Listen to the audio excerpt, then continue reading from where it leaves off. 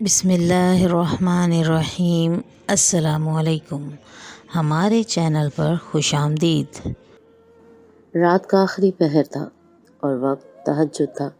میں تہجد کی نماز کی ادائیگی کے لیے اٹھا تھا۔ کہتے ہیں کہ تہجد بڑی لاڈلی عبادت ہے۔ اس نماز کو ادا کرنے والے بھی اللہ کے لاڈلے ہوتے ہیں۔ اللہ ان کی کوئی دعا رد نہیں کرتا۔ میرے دل میں بھی ایک خاص دعا تھی۔ میں باہر کے ملک میں ایک شیخ کے گھر میں مالی کا کام کرتا تھا۔ میرے گھر میں میری جوان بیٹیاں تھیں، ان کے رشتے کروانے تھے۔ میری عمر نہ تھی کہ میں باہر کے ملک آ کے محنت مزدوری کرتا، لیکن میرا کوئی بیٹا نہیں تھا، پر مجھے اپنی بیٹیوں سے بہت محبت تھی۔ میں نے کبھی شکوہ نہ کیا کہ اللہ نے مجھے 4 بیٹیاں دی پر ایک بھی بیٹا نہ دیا۔ بس ان کے لیے ہی محنت کر رہا تھا اور انہی کے لیے تہجد میں بھی ہاتھ اٹھایا کرتا تھا۔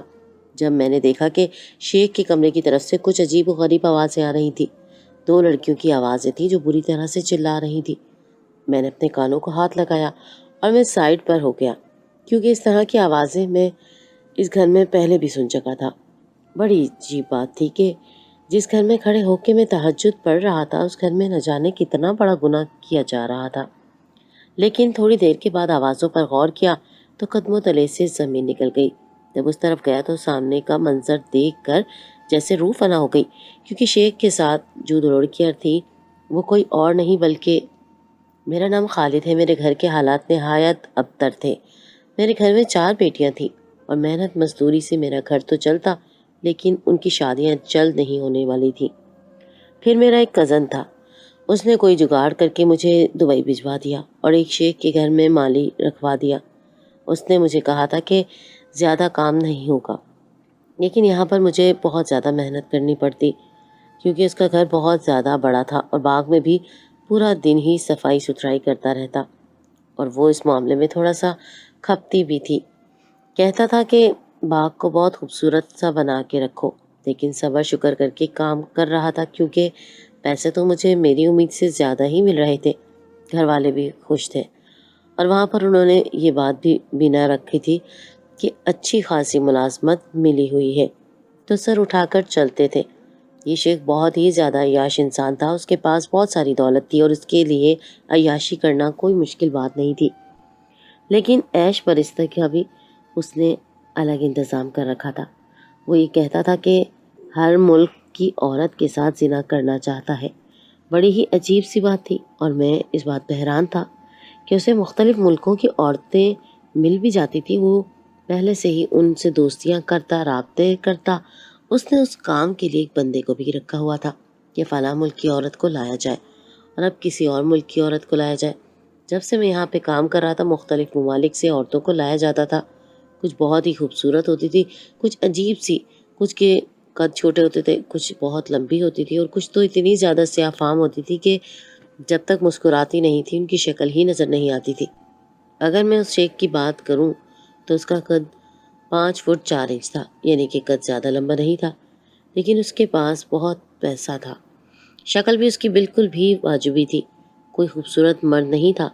اس کے چہرے پر اس کی کرتوتیں نظر آتی تھی، اس کے چہرے پر ایسی شیطانی مسکراہٹ ہوتی تھی جیسے کوئی آپ پہ طنزیاں ہنس رہا ہے۔ وہ اکثر باغ میں آ کر بیٹھ جاتا اور ایسے لوگوں سے باتیں کرنے لگتا کہ فلاں ملک کی لڑکی کو بھیج دیا جائے۔ ایک دن کہنے لگا کہ پاکستان سے بھی کسی کو بھیج دو، اپنے ملک کی چیز تو پھر اپنی ہوتی ہے نا۔ میں اس بات پر نہ جانے کیوں خفا ہو گیا، مجھے بہت زیادہ طیش آنے لگا۔ میں اپنا سامان اٹھا کر دوسری طرف چلا گیا۔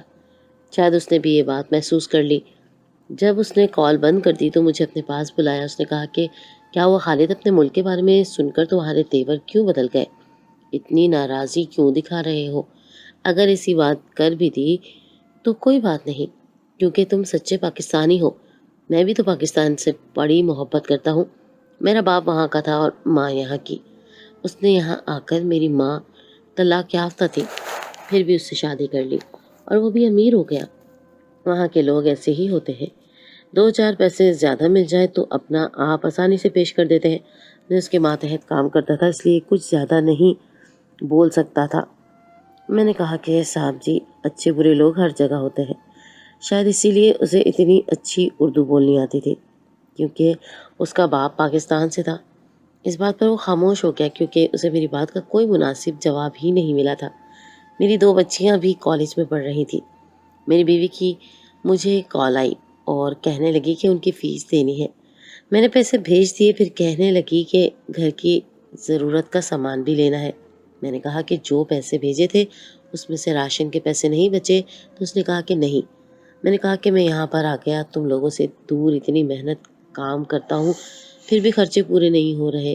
اس کا کہنا تھا کہ کیا کریں، مہنگائی دن بدن بڑھتی جا رہی ہے، پہلے جو چیز 3,000 میں آتی تھی اب 8,000 میں آتی ہے۔ آپ اتنی محنت سے کماتے ہیں، وہاں پہ کام کرتے ہیں، لیکن واقعی ہمارے اخراجات بہت بڑھ گئے ہیں، اور پھر بچیوں کی پڑھائی بھی ہے۔ میں تو کہتی ہوں اتنی پڑھائی کافی ہے، بچیوں کا کالج اب چھڑوا دیتے ہیں اور جو پیسے ان کی پڑھائی پہ لگانے ہیں اس سے جہیز بنا لیتے ہیں، بعد میں کرنی تو انہوں نے شادی ہے۔ میں نے کہا کہ نہیں ایسا نہیں کریں گے، بے شک شادی کر کے چلی ہی کیوں نہ جائیں، ہو سکتا ہے کہ کل کو ان کے ہاتھ کا ہنر یا ان کی پڑھائی ان کے کام آ جائے اور وہ اپنے لیے 2-4 پیسے کما لیں۔ دیکھو آج کل جو زمانہ ہے بڑا ہی خراب ہے، ابھی وہ زمانہ نہیں رہا کہ بس مرد ہی کما کر لائے اور پیچھے 10-15 لوگ بیٹھ کے کھائیں۔ اب تو عورت کو بھی آدمی کا ساتھ دینے کے لیے اس کی شانہ بشانہ کھڑا ہونا پڑتا ہے۔ میں اپنی بچیوں کو کسی قابل بنانا چاہتا ہوں۔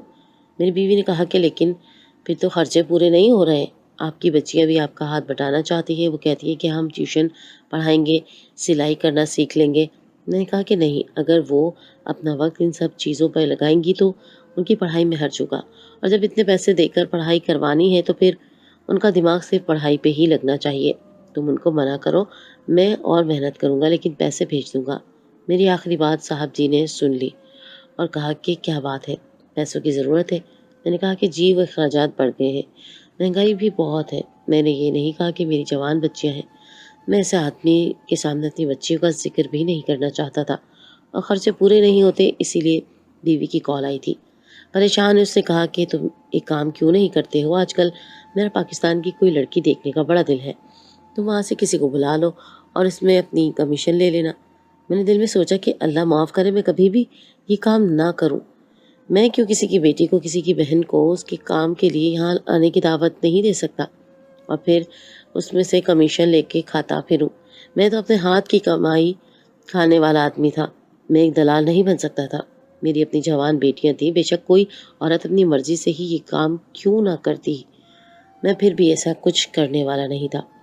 میں نے کہا کہ نہیں صاحب جی، میں تو پڑھا لکھا بھی نہیں ہوں اور میرا کسی ایسی عورت کے ساتھ کوئی واسطہ بھی نہیں، کسی کو جانتا بھی نہیں ہوں، تو مجھ سے یہ کام نہیں ہوگا۔ اس نے کہا کہ یہ تو بڑی عجیب بات کی، اچھے والے پیسے بن جانے سے تمہاری جتنی تنخواہ لیتے ہو نا، 1 سال کی وہ میرا یہ چھوٹا سا کام کر کے ابھی کما سکتے ہو، تمہارا مسئلہ حل ہو جانا تھا۔ میں تو تمہارا ہی بھلا سوچ رہا تھا کہ تمہاری مشکل آسان ہو جائے گی۔ میں نے کہا کہ آپ کا شکریہ، میرا بھلا سوچا، لیکن میں نے ایسا کوئی کام کبھی نہیں کیا۔ اس نے مجھے عجیب سی نظروں سے دیکھا۔ اس نے کہا کہ مجھے پتہ ہے تم بھی میرے باپ کی طرح ہو، وہ بھی ان ساری چیزوں کے بڑے خلاف رہتے تھے، لیکن تبھی تو جلدی اس دنیا سے چلے گئے۔ جب انسان خوش نہیں رہتا نا تو جلدی مر جاتا ہے، اور مرد کی خوشی صرف ایک ہی چیز میں ہوتی ہے، اس کو عورت کہتے ہیں۔ اس نے میرے کندھے پر تھپکی دی اور وہاں سے چلا گیا۔ مجھے وہاں رکنے میں، وہاں ملازمت کرنے میں بڑی دشواری کا سامنا تھا۔ اس گھر میں روز ہی گناہ کا کام کرتا تھا، زنا کرتا تھا جو کہ گناہ کبیرہ ہے۔ میں نے ایک دن دوسرے نوکر سے پوچھا کہ کیا اس نے شادی نہیں کر رکھی، تو اس نے کہا کہ اس کی 2 بیویاں تھیں لیکن دونوں کے ساتھ بڑا ہی برا ہوا۔ میں نے کہا کہ کیا مطلب؟ اس نے کہا کہ اس کی پہلی بیوی اس کی ماں کی پسند کی تھی، شادی تو اس نے اس سے کی ہوئی تھی، لیکن اس کا وقت کے اوروں کے نام لکھتا، یہ اور بہت سی عورتوں کے ساتھ ناجائز تعلقات بنا رکھے تھے۔ وہ بیچاری روز اس سے جھگڑا کرتی تھی، اس کے ہاں اولاد بھی ہونے والی تھی۔ میں نے کہا کہ پھر کیا ہوا؟ نوکر نے کہا کہ بس پھر کیا ہونا تھا، ایک دن ان کا بہت زیادہ جھگڑا ہو گیا، غصے میں اس نے اپنی بیوی پر اس حالت میں ہاتھ اٹھایا کہ وہ بھاری چیز سے جا کر ٹکرائی۔ فرش خون سے بھر گیا تھا اور ننھی جان اس دنیا میں آنے سے پہلے ہی قتل کر دی گئی، ان کی اولاد بھی اس دنیا میں آنے سے پہلے ہی چلی گئی، اور وہ عورت بھی ہمیشہ کے لیے بانجھ ہو گئی۔ میں نے کہا کہ یہ تو بہت برا ہوا، پھر کیا بنا؟ اس نے کہا کہ بس پھر اس کے گھر والوں نے جب اس کو کہا کہ یہ سب کچھ تمہاری وجہ سے ہوا ہے تو اس نے اپنی بیوی کو ہی طلاق دے کر گھر سے نکال دیا۔ سوچو اس عورت پر کیا گزری ہوگی کہ ایک تو اس کی اولاد اس دنیا میں آنے سے پہلے چلی گئی، دوسرا وہ ہمیشہ کے لیے بانجھ ہو گئی، اور پھر اسی کے شوہر نے اس کو طلاق بھی دے دی، گھر سے بے دخل بھی کر دیا۔ میں نے کہا کہ یہ تو بڑا ظالم آدمی ہے۔ تو اس نے نوکر نے کہا کہ نہیں نہیں، اس پہ تو اتنا ظلم نہیں کیا جتنا دوسری پہ اس نے ظلم کیا تھا۔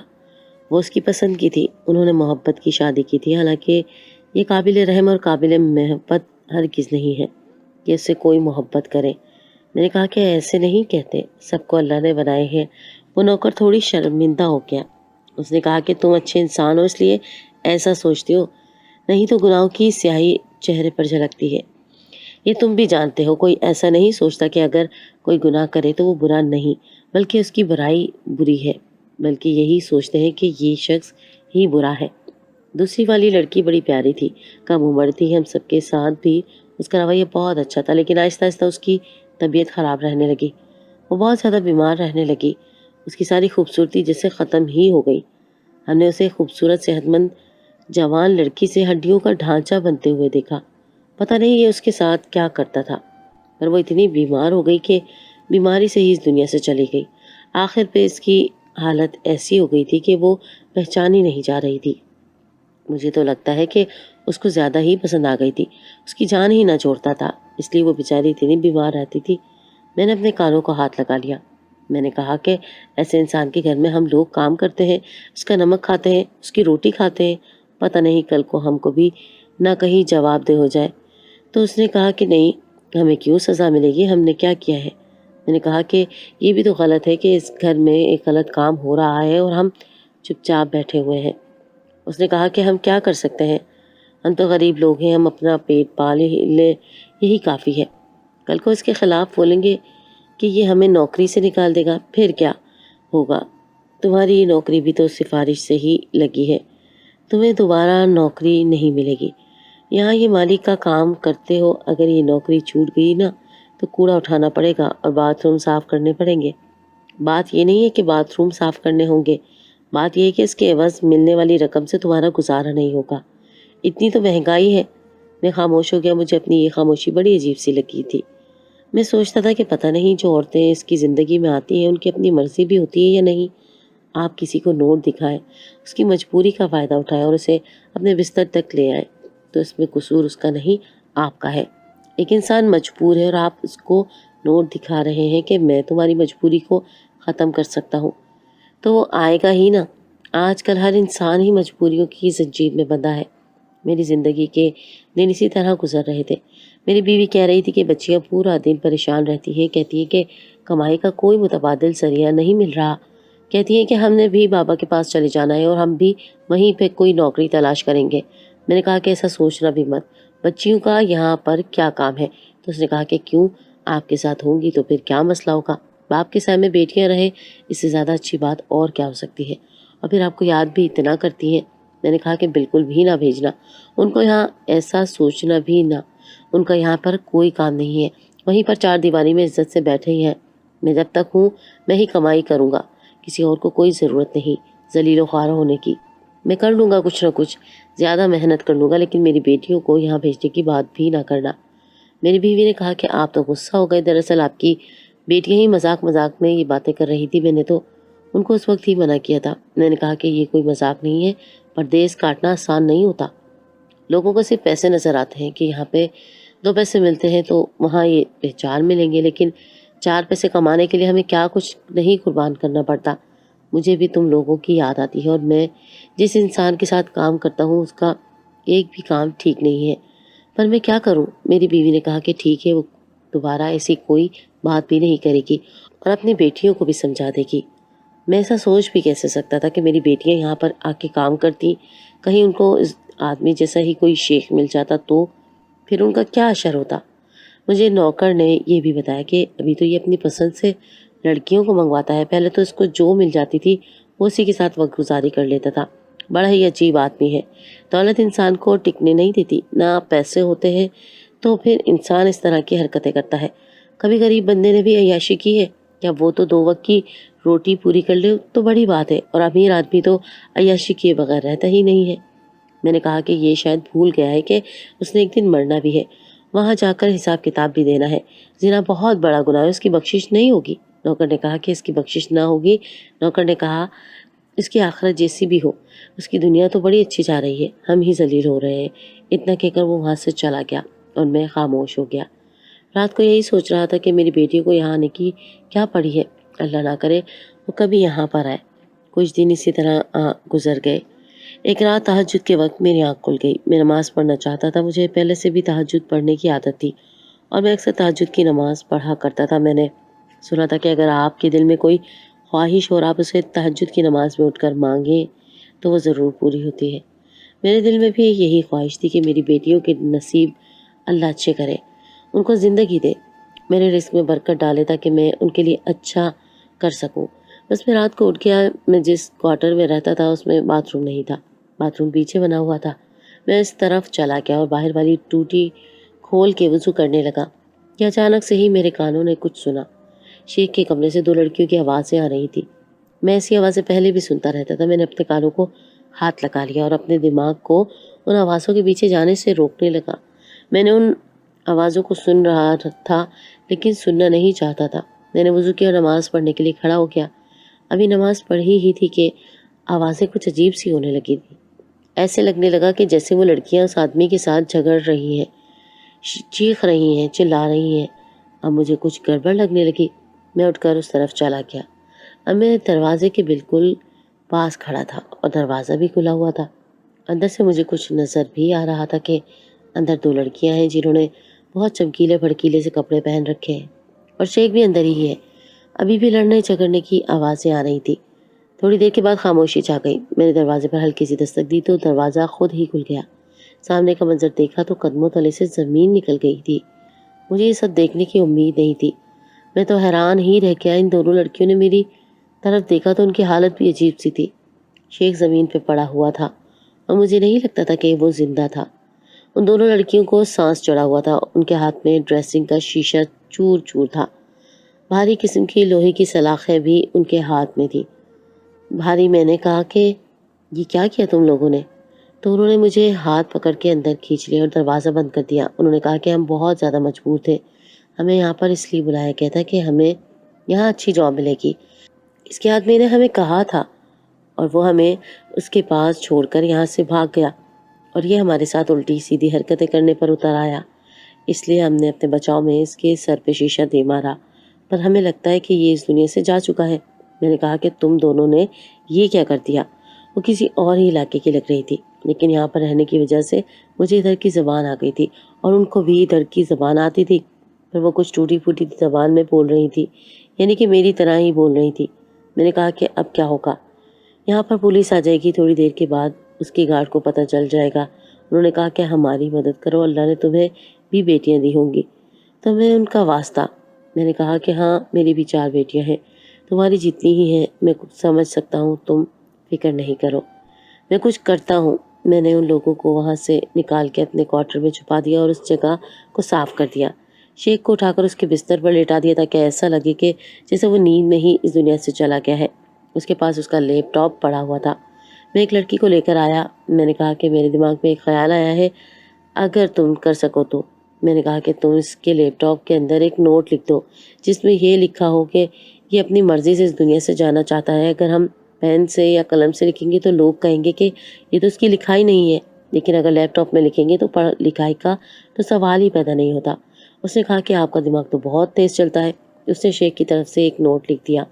میں اسے بتانے لگا کہ یہ اس طرح کا آدمی ہے اور یہ سب کچھ کرتا رہتا ہے، اس لیے تم یہ لکھ دو کہ میں گناہ کر کر کے تھک گیا ہوں، مجھے اللہ سے ڈرتا ہوں، میں اب یہ زندگی نہیں جینا چاہتا، اس لیے اپنی مرضی سے اس دنیا سے جا رہا ہوں۔ میں نے زہر کھا لیا ہے، ایسا زہر جو مجھ پہ اچانک سے ہی اثر کر دے گا اور میں اس دنیا میں نہیں رہوں گا۔ میرے جانے کے بعد مجھے فلاں قبرستان میں دفنا دیا جائے اور میرا سارا اثاثہ غریبوں میں بانٹ دیا جائے۔ اس شیخ کا اس دنیا میں کوئی نہیں تھا، یہ تو میں پہلے سے ہی جانتا تھا، کیونکہ مجھے یہاں کام کرتے ہوئے 1.5 سال ہونے والا تھا۔ اس کے گھر میں کبھی کوئی نہیں آیا تھا اور نوکروں نے بھی بتایا تھا کہ اس کا اس دنیا میں کوئی بھی نہیں ہے۔ ہم نے وہ نوٹ وہیں پر بیٹھے بیٹھے لکھ لیا اور لیپ ٹاپ کی اسکرین کو آن چھوڑ دیا۔ شیخ ایسا پڑا تھا، لگتا تھا جیسے سو رہا ہے، لیکن اصل میں اس دنیا سے جا چکا تھا۔ میں بھی سوچنے لگا کہ اس کا انجام شاید یہی ہونا تھا۔ اس نے بہت سی لڑکیوں کی عزت روندی تھی، وہ لڑکیاں بھی تھوڑی ڈری ہوئی تھی۔ انہوں نے کہا کہ اب ہمیں یہاں سے جانا ہوگا۔ میں نے کہا کہ ہاں، اس سے پہلے کسی کو بھی پتہ چلے تم لوگ پچھلے دروازے سے ہی نکل جاؤ۔ پھر جانے سے پہلے انہوں نے شیخ کے کمرے میں بنی ہوئی تھی تجوری کو کھولا اور اس میں سے کچھ پیسے وغیرہ نکالنے لگی۔ انہوں نے کہا کہ یہ ہمارا حق ہے جو ہم سے جھوٹ بولا گیا تھا۔ میں خاموش ہو گیا۔ انہوں نے میرے لیے بھی کچھ پیسے وغیرہ نکال کے ایک چھوٹے سے بیگ میں ڈال دیے اور مجھے پکڑا دیے۔ انہوں نے کہا کہ یہ آپ کا حق ہے، آپ نے ہماری مدد کی ہے، اور ویسے بھی اس کے سارے اثاثے تو غریبوں میں ہی بٹنے والے ہیں، آپ بھی تو اس کے گھر کے نوکر ہیں نا، تو یہ آپ رکھ لیں۔ میں نے کہا کہ نہیں، میں نہیں لے سکتا۔ اس نے کہا کہ نہیں، یہ آپ کا حق ہے، ویسے بھی یہ سب کچھ غریبوں کو دے دیا جائے گا، تو کیوں نہ آپ بھی اس میں سے اپنی بہتری کے لیے کچھ لے لیں۔ میں خاموش ہو گیا اور میں نے وہ بیگ پکڑ لیا۔ اور اگلے دن وہاں پہ پولیس اور ڈاکٹرز وغیرہ آئے۔ انہوں نے جب یہ سب دیکھا تو کسی نے بھی شک نہیں کیا، کیونکہ اس کے ساتھ ہی وہ نوٹ لکھا پڑا تھا کہ وہ اس دنیا سے اپنی مرضی سے جا رہا ہے۔ اسی لیے سب یہی سمجھ گئے کہ یہ خودکشی تھی، تو کسی نے بھی پوسٹ مارٹم کی بات تک نہ کی، اور پتہ ہی نہ چلا کہ اس کے ساتھ کیا ہوا تھا۔ اسے دفنا دیا گیا اور اس کی جائیداد کو غریبوں میں بانٹ دیا گیا۔ اس کے کچھ رشتہ دار نکلے تھے، لیکن تب تک میں پاکستان واپس آ گیا تھا۔ جب میں پاکستان آیا تو میرے پاس اتنے زیادہ پیسے تھے کہ میں نے یہاں پر ایک اپنا کاروبار شروع کر لیا، جس میں میں نے کم سے کم بھی 10 لاکھ کا انویسٹ کیا۔ اس کاروبار سے اچھی خاصی کمائی ہونے لگی۔ اتنا اچھا چلتا ہے کہ میں دن کی 20 سے 25 ہزار بچت نکالتا ہوں۔ میں نے اپنی 2 بیٹیوں کی شادی کر دی ہے اور ان کو ایسا جہیز دیا ہے کہ ساری دنیا نے دیکھا ہے۔ باقی 2 بچیاں بھی پڑھ رہی ہیں، ان کی پڑھائی پر بھی پانی کی طرح پیسہ بہا رہا ہوں۔ پڑھائی پر بھی میرے تو دن ہی پھر گئے۔ مجھے کون سی نیکی کا صلہ ملا یہ مجھے یاد نہیں، پر شکر ہے کہ میری زندگی میں سب کچھ ٹھیک ہو گیا ہے۔ شاید اس شیخ کے ساتھ یہی ہونا لکھا تھا۔ جو وہ کر رہا تھا بہت برا کر رہا تھا، پر جب اس کی جائیداد لوگوں میں بانٹی گئی تو لوگوں نے اس کے لیے بہت دعائیں کی، اور لوگوں نے یہی کہا کہ نیک انسان تھا جو جاتے جاتے اپنا سب کچھ غریبوں کے نام کر گیا۔ شاید لوگوں کی دعاؤں کی وجہ سے اس کے آخرت میں بخشش بھی ہو جائے، پر جو ہونا تھا سو ہو گیا۔ میں اس بارے میں کبھی کسی سے ذکر نہیں کرتا، کسی کو کوئی بات نہیں بتاتا ہوں۔ بس میری زندگی بدل گئی ہے۔ ان 2 لڑکیوں کی ہمت تھی کہ اس شیخ کے چنگل سے بچ نکلی، ورنہ جانے کب تک وہ شیخ اپنے اس گھٹیا شوق کو پورا کرتا رہتا، اور جانے کتنی معصوم لڑکیوں کی زندگی برباد ہو جاتی۔